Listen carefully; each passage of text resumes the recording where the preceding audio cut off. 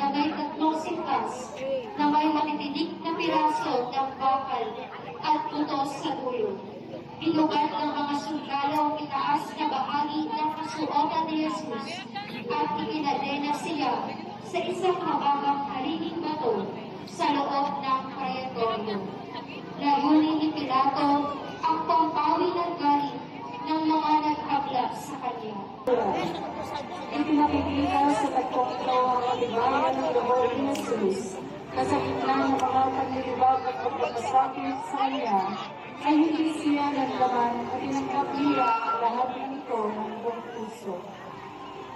Ang pasang ito ay sa pagmamay-ari ng yumaman ng Ginoong Santiago Crisostomo na nasa kasalukuyan ng alaga ng pamilyang Panganiban at Coronel. Away, mabuhay ang panig ng mga Hudyo. Tahimik at inis ni Jesus ang lahat ng ito. Buong puso sumiyo pinutupad ang propesiya. Ngunit siya ay nasugatan dahil sa ating mga kasalanan na tinanggap niya upang tayo ay makatawad. Ang tatlong ito ay mula sa pagmamay-ari ng ating Espiritu at pamilya. Ay narito ang tao na ginamit ni Poncio Pilato na kanyang iharap si Jesus sa mga tao na isiyang ipako sa krus, batbat ng sugat at may putong na koronang tinik. Diyos, sa katauhan ng makatao, isang larawan ng awa at pagtubos, at tanangin ang ating puso. Nakikita ko ba sa mga sugat ni Jesus ang bigat ng aking mga kasalanan at ang kanyang pag-ibig na walang hanggan?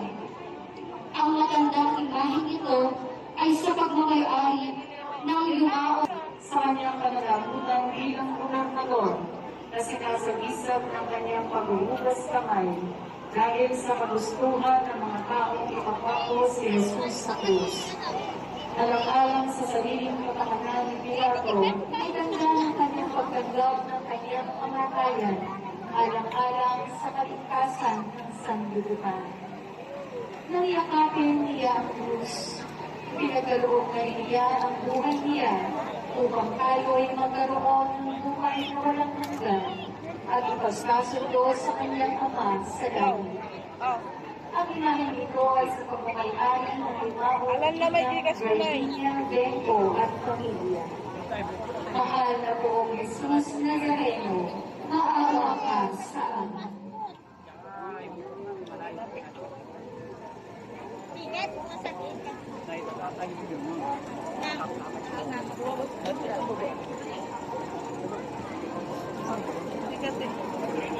Bakal, Santa Veronica na ang pangalay na nangangahulugan na tunay na imahen. Veronicon sa wikang Latin. Tayo hinihimok na makita ang mukha ni Jesus sa kapwa nating naghihirap at mag-alay ng kahit maliit na kaginhawaan sa Si Jesus sa bigat ng krus sa kanyang kasangkasan. Halos igupo ng pagod dahil sa kawalan ng tulog sa magdamag at pagpapahirap na kanyang dinanas. Si Jesus ay nalugmok at natapak sa unang pagkakataon sa bigat ng krus at pag-aalipustan na kanyang dinanas. Ang pasong ito ay sa pagmamay-ari ni Ginong Jeanette Castro Tan at pamilya.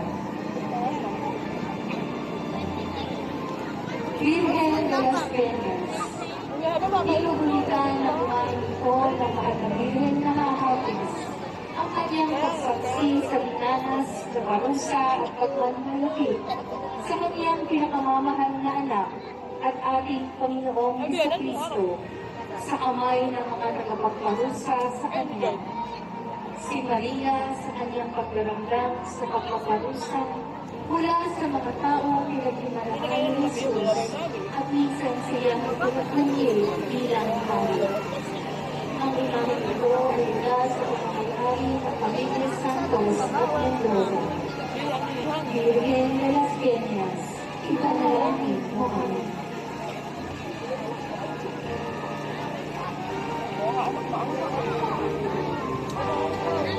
Thank you.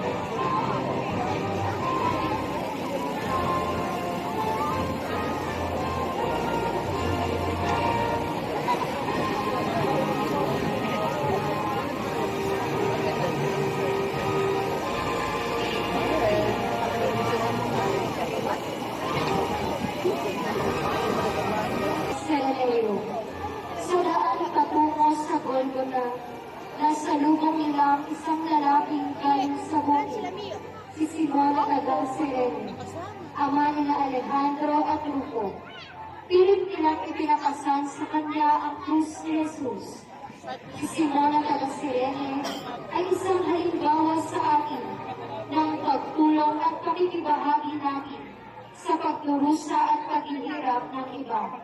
Maging ito man ay malaki o maliit. Ang tatlong ito ay sa pagmamayari ni Ginoong Ernest Juan Bunlok at pamilya.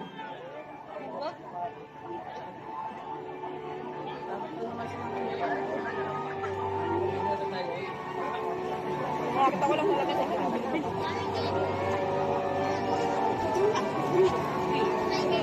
Ang pagkasalubong kay Jesus ng mga babaeng taga Jerusalem.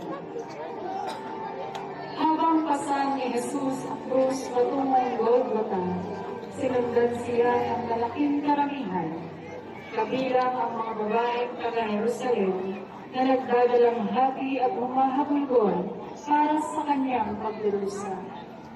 Pinatingin siya ni Jesus sa kanila at sinabi, "Huwag kayong tumangis sa akin, kundi sa inyong sarili at sa inyong mga anak." Alaala ng pagdating ng panahon at ng katuparan ng pangako ng Diyos. Ang pasong ito ay mula sa mga may-ari ng limang Ginoong Rudy at Ginang Zenith Carpio at pamilya.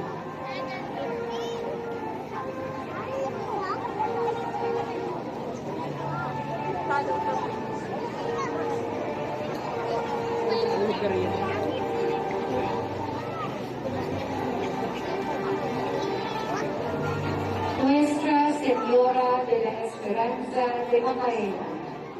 Mula sa kanyang natitulo ng mga nabiring nakahapis sa Sevilla, Espanya.